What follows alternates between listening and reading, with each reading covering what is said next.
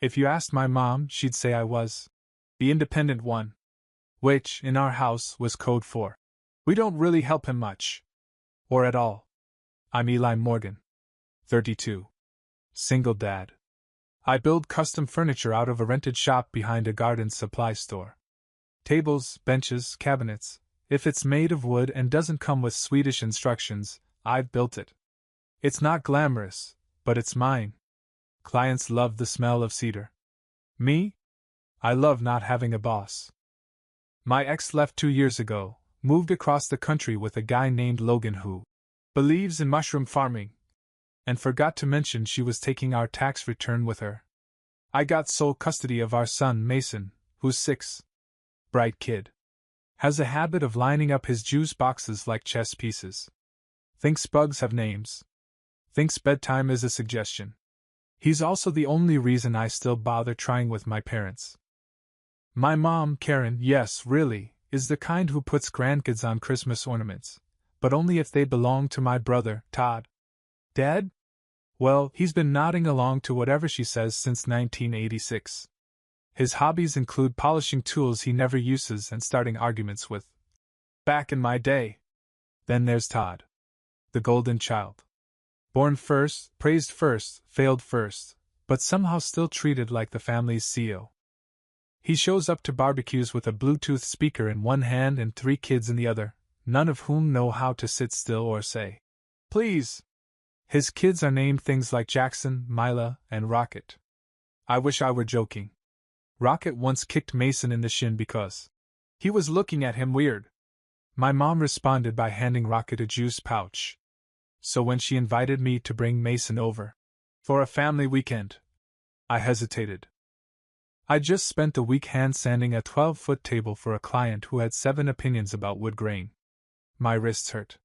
My back ached. But Mason missed them. He said he wanted to show Grandma his dinosaur drawing, with extra toes for stomping power. How could I say no to that? We drove up on a Saturday. Suburbs. Bay houses. Manicured lawns. Their porch still had a faded 4th of July flag duct taped to the railing. No one came out to greet us. Inside was chaos. Microwaved lasagna smell, dogs barking somewhere, and Mila screaming because Rocket had the good controller. Mason stood close to me, already overwhelmed. "Grandma," he said, voice bright. Karen walked in from the kitchen, wiping her hands. "Oh, hi, honey," she said, then breezed past him to scoop up Mila. "No. Come here, sweetie." No hug. I nudged Mason. "Go ahead, show her your Dino drawing." He held it up. Karen glanced, nodded once, and said, "You can put that on the fridge later. Right now, can you be a big helper and go check the backyard? The leaves need gathering." I blinked. "Wait, what?" She waved it off. "Just for a little bit. Builds character. Todd's kids already did their chores this week." I looked at the living room. Rocket and Milo were on the couch, playing something loud and slurping juice like tiny hedge fund managers. Todd was on the recliner, scrolling through his phone like the human version of a shrug. "I'll help Mason," I said. Mom stepped in. "You don't need to. He's 6, not made of glass. Let him pitch in. It's good for him." Mason looked up at me, confused. Like he didn't understand why he was being sent outside while the other kids relaxed inside. He didn't cry. He just nodded. And somehow, that made it worse. I followed him out anyway and watched as he dragged a rake twice his size across dead grass like he was prepping for battle. No gloves. No water. Just a 6-year-old with leaves in his hair and questions in his eyes.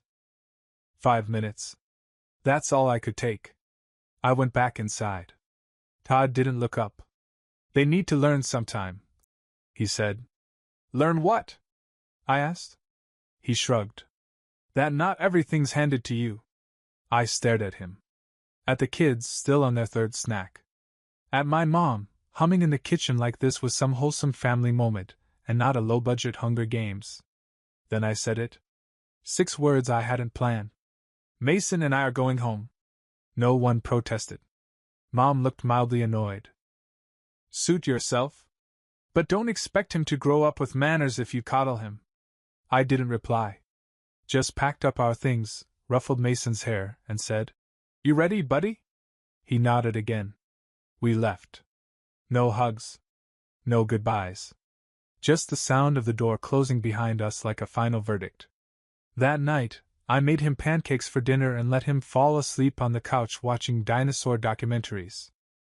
He slept curled up with the drawing in one hand and the rake in the other like some weird little trophy. And that was the moment I decided something. They weren't family anymore. Not really. Not to us. Not where it counted. After that weekend, I didn't block their numbers. I just stopped answering. No dramatic announcement. No long speech about respect and boundaries. I simply deleted the group chat and turned off the guilt. Mason didn't ask about it right away. He was more focused on teaching our neighbor's cat how to high five, and explaining why triceratops were probably excellent huggers. But a few days later, he looked up from his cereal and asked, Is Grandma mad at me? I nearly dropped my coffee. No, buddy, I said carefully. Why would she be? She didn't say bye, he whispered, his spoon hovering over soggy flakes. She said I didn't help enough. I crouched down next to him. Hey, listen to me. You did nothing wrong. You were polite. You even raked leaves, which is, like, elite-level helpful.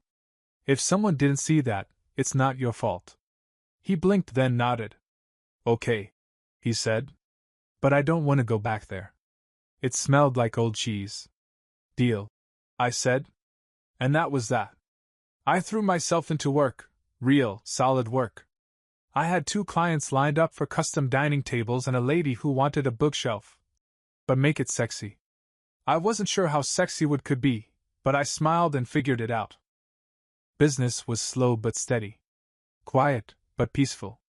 What wasn't peaceful? The sudden uptick in accidental texts from Mom. Karen, 2:12 p.m. Can you believe the price of chicken? Ridiculous. Karen, 2:13 p.m. Oops.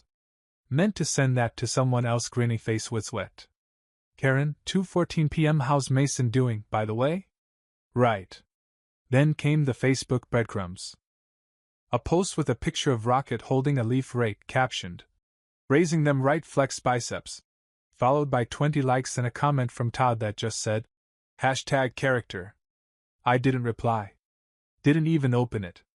But I won't lie. It stung. Not because I wanted their approval, but because I used to. Because there was a time I thought if I just worked hard enough, or smiled through enough dinners, or built enough backyard benches for free, they'd finally look at me the way they looked at Todd. That illusion was gone now. And in its place? Just this weird, heavy calm. Weeks passed. Then months. Mason flourished.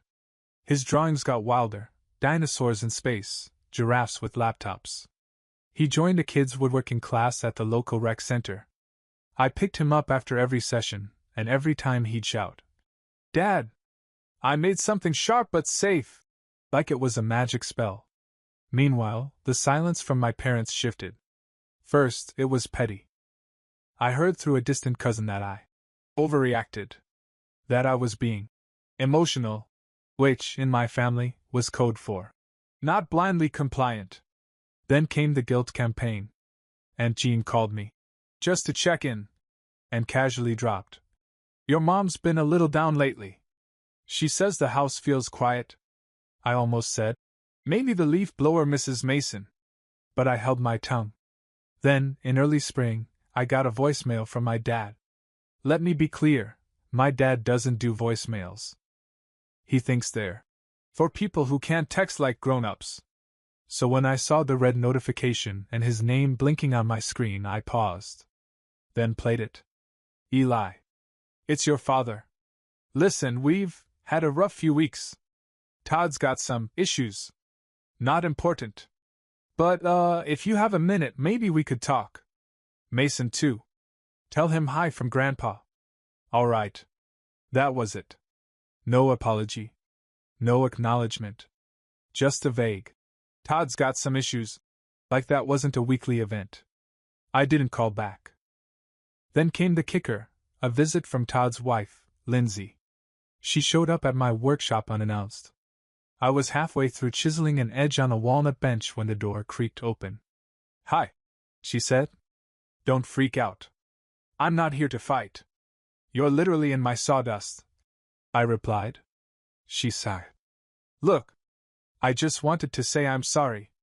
For everything. Mason's a sweet kid. I didn't realize, well, I should have said something. That stopped me." "And Todd?" I asked. Her eyes rolled so hard they nearly reset her brain. "Still thinks parenting means occasionally yelling in the general direction of his kids. But he's struggling." "With what?" She hesitated. "They moved back in with your parents." I blinked. "What?" She nodded. "Lost their rental. Bad credit. Todd's in between jobs. The house is cramped. It's not good." I leaned back against the workbench. She looked at me, hesitant. "I think your mom's finally realizing you were the stable one." I didn't say anything. Just stared at the bench. Walnut. Solid. No cracks. The kind of thing that lasts. She turned to leave. Before she opened the door, she said quietly, "They might need help soon." I didn't respond. Because the truth? I already knew. The first real sign that things were falling apart came from the school office. Not Mason's school, Rocket's. Apparently, my mom listed me as an emergency contact for Todd's kids years ago. Just in case. And forgot to remove it. So when Rocket fell off the monkey bars and cracked a tooth during recess, I got the call. "Is this Mr. Eli Morgan?" the secretary asked. "Yes?" "Rocket took a fall. He's okay, but we can't reach his parents. You're listed on the form." I didn't wait for the rest. I told them I wasn't authorized anymore and suggested they try literally anyone else. Still, the fact that no one picked up said more than any voicemail. That night, I found myself staring at a picture Mason drew of our tiny living room. Just two stick figures, a couch, and a big, spiky dinosaur labeled Protection Dino. He'd hung it on the fridge without saying a word. I sat down across from him at the table. "You okay?" I asked. He nodded. "Are Grandma and Grandpa mad?" "What makes you ask that?" He shrugged. "They don't call. They used to send me stickers." My chest tightened. "They're just busy." "With what?" Good question. I didn't have an answer. And for the first time, I realized something. Mason was old enough now to notice the distance. Not just feel it. See it. And the longer I stayed silent, the more it would shape how he saw the people who claimed to love him, but only showed up when it was convenient. That same week, I got a text from my dad. One sentence. "Can we talk soon?" I didn't answer. Then came a message from Todd. "Look, man, I know things got weird. But we're all still family. We're trying our best over here." I nearly laughed. Todd trying his best was like a paper straw in a milkshake. Soggy and pointless. Still, I didn't delete the message. A few days later, I got an envelope in the mail. No return address, but the handwriting was unmistakable.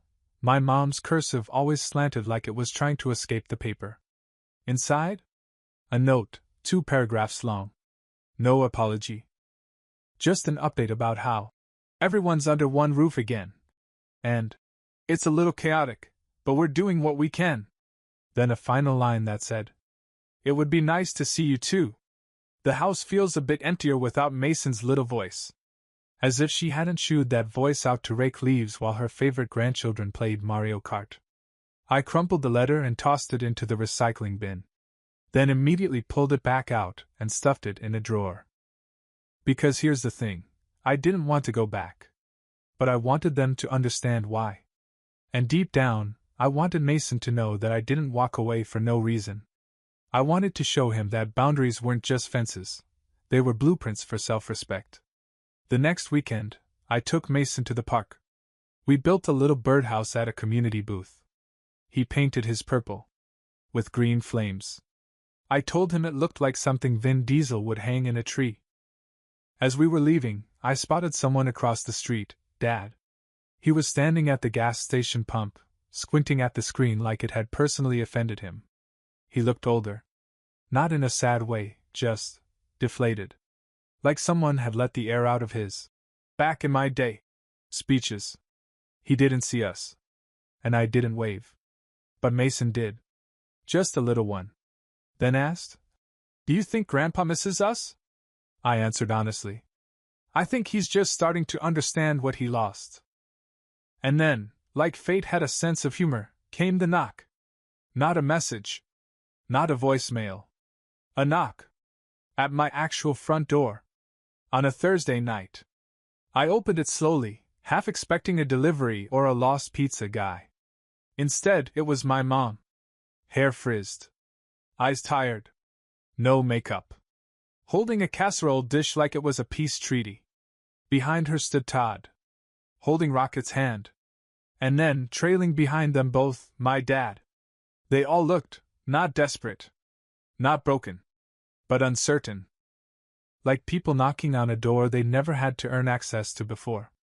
And I just stood there. Silent. Waiting to see which version of them had shown up. The ones who barked orders at my son. Or the ones finally ready to listen. I didn't say a word. Just held the door. Todd looked like someone had cancelled his Wi-Fi. Mom had that brittle smile she saved for church and tax audits. And Dad, well, he was holding his hat in his hands, which I'd never seen him do unless someone had died. "What's going on?" I asked. Mom raised the casserole dish. "We brought dinner. I make dinner. It's tuna noodle. Your favorite." That was Todd's favorite. Silence. Then Todd cleared his throat. "Look, man, we just wanted to talk." He said it like we were two guys meeting up after a fender bender, not a family with 3 decades of uneven scales. Mason peeked around the corner, still holding a dinosaur toy. Mom smiled. "There's my sweet boy." Mason stared at her. Then stepped behind me. I didn't move. "You can come in," I said. "If this isn't about pretending nothing happened." That shut them up for a second. Then, slowly, they stepped inside. We sat around my small dining table, maple, hand-built, not a single squeak in the legs. They all looked slightly out of place. Todd kept glancing around like the furniture might judge him. Dad avoided eye contact. Mom finally spoke first. "Things have been hard," she said. "Todd and Lindsay, they lost their place. The job market's a mess. And well, the house isn't what it used to be. The water heater's out and the roof." "Mom," I cut in. "What do you want?" She blinked. "Just maybe a place to stay. For a while." That was the moment. No build-up. No apology. No real ownership. Just maybe a place to stay. Todd jumped in. "Just temporary. We're figuring things out. Rocket and Mila can sleep on the floor, they don't mind." "They should mind," I said. He frowned. "It's not like you don't have space. And it's not like you didn't have choices." The table went quiet again. Dad finally cleared his throat. "Eli, you're doing well. It's clear. You've got a good head on your shoulders. A decent setup. You've always been the independent one?" I finished. His mouth clamped shut. "I built this," I said, gesturing to the room, the table, the framed photo of Mason with glue on his face from a craft project. "Not because anyone helped me, but because no one did." Mom's voice cracked. "You always make us out to be villains." I looked at her. "Do you remember the last time we were at your house?" She nodded slowly. "Do you remember what you said to Mason when he showed you his drawing?" She opened her mouth. Closed it. Opened it again. I was tired. He was 6. The silence stretched. I stood up. Not angry. Just done. "You treated my son like a chore and your other grandkids like royalty. And now you want me to open my door like none of that ever happened?" "We're still family," Todd said. I stared at him. "Funny. You only remember that word when you need something." He flinched, but didn't argue. Mason walked over, holding 2 juice boxes. He handed one to me and whispered, "Do we have to share our room?" I crouched next to him. "Not unless you want to." He nodded. "Okay. I don't." And that was it. I stood and faced them. I'm not heartless. But I have a kid to protect. So here's the deal. There's a motel 2 blocks from here. I'll pay for 3 nights. After that, you're on your own. Mom gasped. A motel? It has beds, plumbing, privacy, and most importantly, boundaries. Dad muttered something, but I didn't catch it. Todd looked like he wanted to argue. Then looked at Mason. Then back at me. "Thanks," he mumbled. I nodded once. "Don't thank me. Thank the version of me that doesn't hold grudges." They shuffled out. Mom tried to hug Mason. He took a step back. It was quiet for a moment. Then the door clicked shut behind them. I turned to Mason. He handed me his drawing again. "I made the dino bigger. For more stomping." I smiled. "Good. Some things deserve to be stomped." 3 nights. That's what I gave them. 72 hours in a motel that smelled vaguely like lemon cleaner and regret. It wasn't glamorous, but it had heat, water, and free cable, which, let's be honest, is all Todd really needed to feel alive. I didn't check in the first day. Or the second. But on the third evening, just as the sun dipped behind the storage units next to my workshop, I drove over. Not to lecture. Not to rescue. Just to see. Mason came with me. I figured if things looked too rough, we'd just keep driving and grab burgers instead. The motel parking lot was half empty. A couple of work vans. One guy in pajama pants smoking by the vending machine. I spotted my dad's car, still held together by duct tape and stubbornness, parked crooked near the back. Room 112. I knocked twice. Lindsay opened the door. She looked exhausted. Not messy, just worn. Like a person who hadn't finished a sentence in 3 days without someone yelling over her. "Oh," she said. "Hey." I nodded. "Just checking in." She stepped aside. "Come in if you want. But fair warning." The warning hit the moment I stepped inside. The room wasn't trashed, but it felt heavy. Like the walls were holding their breath. Todd was slumped in a chair by the TV, remote in one hand, eyes bloodshot.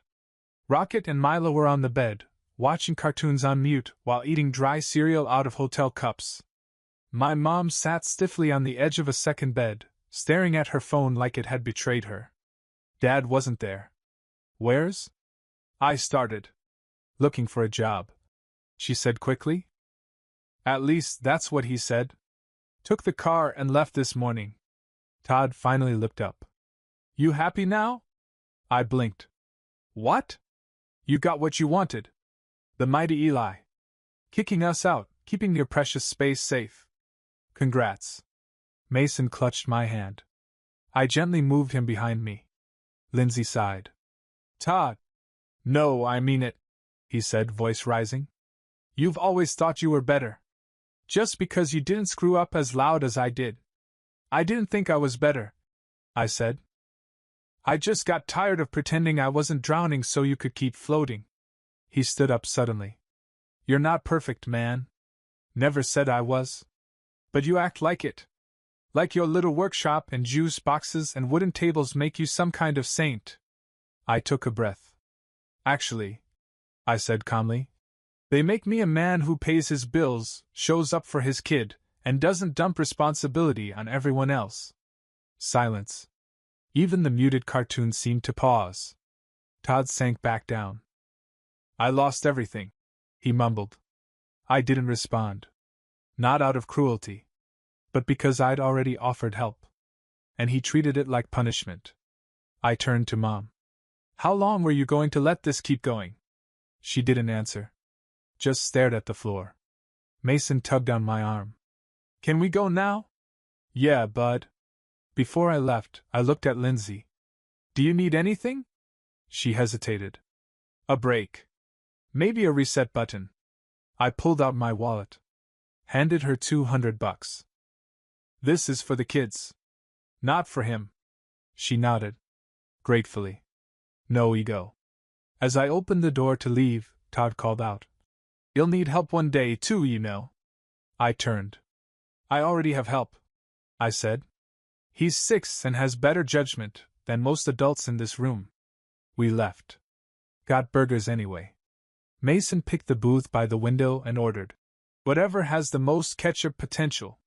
While he dug into fries like they owed him rent, I stared out at the sunset. They weren't doing well. And a part of me, the son who used to wish for their praise, felt sorry for them. But the man I'd become? He felt something else entirely. Peace. Because for once, I wasn't waiting for them to see my worth. I had built it. With my own hands. And it didn't live in their house anymore. 3 days after the motel visit, it rained. One of those slow, soaking storms that made everything feel heavier. Mason was building a Lego fortress on the living room rug, complete with catapults and a dino-shaped throne, while I cleaned up dinner plates and scrolled through custom orders. That's when the knock came. Same door. Different silence. I opened it and immediately knew. They weren't just visiting this time. They were done. My dad looked soaked, his jacket clinging to him like wet paper. Mom had an umbrella, but it hung limp at her side like she'd forgotten how to use it. Todd stood behind them, holding a trash bag full of clothes, eyes down, like a kid caught shoplifting gum. Nobody spoke at first. Then Mom cleared her throat. The motel said we had to check out by noon. I waited. She tried again. There's nowhere else. Her voice wasn't dramatic. Just tired. Like someone finally admitting the floor gave out under them. We won't stay long, Dad added. Just a few nights. You've got that couch, right? Mason wandered into the hallway, holding a Lego dinosaur like a weapon. He froze when he saw them. Mom smiled weakly. Hi, sweetheart. He said nothing. Just stood closer to me. I looked at them, the whole crumbling facade of what used to be the proud part of the family, now dripping on my doormat like a half-forgotten delivery. Come in, I said. But I didn't move. You can come in if you understand something, I added. Todd shifted. Here we go. Quiet, I said. He did. I turned to my parents. This isn't just a roof. It's my roof. My rules. My son's space. You don't get to treat us like second class and then come walking back like it never happened. Mom opened her mouth, probably to say something about how they never meant it that way. I cut her off. Mason is watching. Always. And I won't let him see me bend just because blood showed up with wet shoes and bad timing. She flinched. But nodded. Todd set the trash bag down. You have, like, a spare blanket or... I pointed toward the closet. 3rd shelf. Don't touch the quilt. It's Mason's. They walked in slowly. The house suddenly felt tighter. Not crowded, just occupied by the weight of what hadn't been said. Mason stayed beside me. I knelt next to him. You okay? He nodded. Is Grandma staying here? For now. He thought about it. Can she sleep in the room with the creaky floor? Smart kid. I stood and helped them get settled. Gave Dad a towel. Showed Mom how to use the shower. Gave Todd the blow-up mattress I'd sworn I'd never use again after my back gave up on it during a camping trip. I didn't do it out of pity. I did it because control wasn't about shouting. It was about choosing. That night, I sat on the porch with a cup of decaf and listened to the storm drip from the gutters. Mason was asleep in his room, curled up in his dinosaur pajamas with his fortress complete. My mom stepped outside, wrapped in a blanket. She sat next to me. For a long time, we didn't speak. Then she said softly, I wasn't fair to you. I looked at her. Why? She shook her head. Todd always needed more, or at least that's what I told myself. He struggled. He failed loudly. You just figured things out. So that made me less important? No, she said, then paused. But it made you easier to ignore. It wasn't an apology. But it was something. I thought if I didn't ask anything of you, I wasn't burdening you. she said. I didn't realize I was leaving you alone. I let the silence sit for a second. Then I said, he still doesn't get it, you know. She nodded. He might not for a long time. We sat there as the rain slowed. I didn't offer forgiveness. She didn't ask. But she didn't need to. Because she finally saw it, the life I'd built when no one was looking. And that was enough for now. The first morning was weird. I woke up to the smell of burnt toast and the sound of Todd arguing with the coffee machine. I pressed the thing. Why is it blinking? Mason poked his head out of his room. Because you didn't put water in it. Todd stared at him, then back at the machine. Right. Mason looked at me like, can we send him back to the motel? Over the next few days, the house adjusted like it had a stiff neck. Dad kept mostly to himself, sitting in the garage flipping through newspapers he didn't subscribe to. Mom tried to be helpful, doing laundry, folding towels like she was auditioning for a hotel job. But Todd? Todd was a toddler with stubble. He griped when the Wi-Fi was slow, even though he didn't pay a dime for it. He rolled his eyes when Mason asked him to play. He hogged the bathroom. Twice, I caught him leaving dishes in the sink like they'd magically walk into the dishwasher. I didn't yell. I just reminded. Firmly. This wasn't a crash pad. It was a second chance. And second chances come with rules. One night, I found Mason sitting at the table with his math homework while Todd scrolled through his phone on the couch. I nodded toward him. You gonna help? Todd didn't look up. Not my kid. No, I said. But it's your niece and nephew watching you. That got a glance. He stood up. Muttered something about needing air. Slammed the door on his way out. Mason shrugged. He's kinda loud for someone who doesn't do anything. Couldn't argue with that. But here's the thing. I didn't want revenge. I didn't want to humiliate them or throw it in their faces. I just wanted peace. And maybe, for once, proof that who I'd become was never because of them, but in spite of the way they treated me. The funny part? That proof came in the smallest things. Like when Dad asked me where I bought the flooring because it actually held up better than his. Or when Mom complimented Mason's manners and said, he's so patient. Just like you. Or when Lindsay texted me privately, asking if I knew anyone hiring part-time admin help, because she was tired of being someone else's problem. I gave her a name. No promises. Just a lead. That same night I got a text from a client.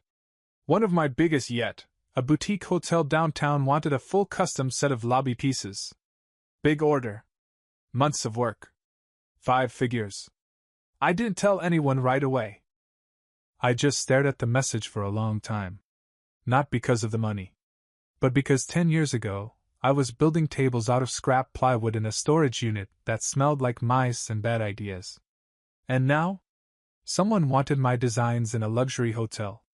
When I finally told Mason, he said, Does that mean I get a raise in my allowance? Sure, I said. You're promoted to executive sandpaper officer. He pumped his fist like he'd won a Grammy. That night, as I walked past the guest room Todd was using, I overheard him on the phone. No, I'm not working yet. It's complicated. I'm staying with my brother for now, yeah, the successful one. His voice dripped with sarcasm. But for once, it didn't sting. It didn't feel like a jab. It sounded like someone who knew the roles had flipped, and he wasn't the main character anymore. And honestly, that was enough. Because the final moment was still coming. And they had no idea what was waiting just behind the next door. It happened on a Saturday. One of those clear spring mornings that felt like the world had hit refresh. Mason and I had just finished sanding a small bookshelf he wanted to paint, lava red with mystery spots, when Mom peeked her head out from the guest room. There's someone at the door for you, she said. Looks official. I wiped my hands and walked to the front door. Standing there was a man in khakis with a clipboard and a contractor badge. Hi there. Eli Morgan? Yeah. We're just finalizing permits for the expansion next door. Looks like you're listed as the adjacent property owner. Just need a signature for easement clarification. I blinked. Expansion? He pointed across the street. To my parents' old house. The one Todd had lost to foreclosure. It was under renovation. New siding. Fresh gravel. Temporary fencing with a private property, management only sign. I signed the form, handed it back, and closed the door slowly. Mom was behind me. I didn't know it sold, she said quietly. Foreclosure auction. Few weeks back, I replied. Todd shuffled in, yawning. Someone renovating the house? Yep. He glanced through the blinds. Wonder what loser bought that dump. I smiled. Didn't say a word. Because I was that loser. I'd bought it 2 weeks ago. In cash. And not for nostalgia. Foreclosure. The first thing I did? Removed the rusted rake from the side yard. The same one they made Mason drag across dried leaves while Rocket played Minecraft with the volume maxed out. I replaced it with a swing set. A bright blue one. Big enough for Mason and his future. That evening, I took Mason by the hand. We walked across the street. I thought we weren't allowed here, he said. We weren't, I said. But things change. I let him run across the yard. He jumped on the swing like he was born to fly. Laughed like he hadn't laughed in weeks. Mom watched from the porch. Todd walked up behind her. Whose swing is that? Mine, I said. All of it is. They blinked. You bought the house? Mom asked. I nodded. For what? For peace. For Mason. For everything they didn't protect, and everything I will. That night, after everyone went to bed, I sat on the porch alone. A cool breeze rustled the new grass. The street was quiet. I didn't need an apology anymore. Because I had something better. A son who'd never have to question his worth.